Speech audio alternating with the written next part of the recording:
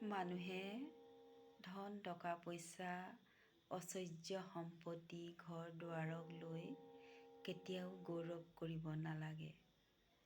এইবোৰ বস্তু ক্ষন্তেকীয়া, মানুহৰ জীৱনটোৱেই ক্ষন্তেকীয়া।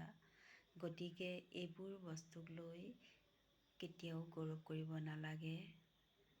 মাত্ৰ এইটো ভাবিব লাগে যে মানুহ হৈ জন্ম লৈ আমি এই পৃথিৱীত কি ভাল কাম কৰিলোঁ, এই পৃথিৱীত মানুহৰ বাবে আমি কি কৰিলোঁ, সমাজৰ বাবে আমি কি কৰিলোঁ, দেশৰ বাবে আমি কি কৰিব পাৰিলোঁ। সা সম্পত্তি, ধন টকা পইচা ঐশ্বৰ্য সম্পত্তি কোনেও লগত লৈ নাযায়। মৃত্যুৰ পাছত আমি সকলো ইয়াতে থৈ যাব লাগিব। গতিকে আমি মানুহ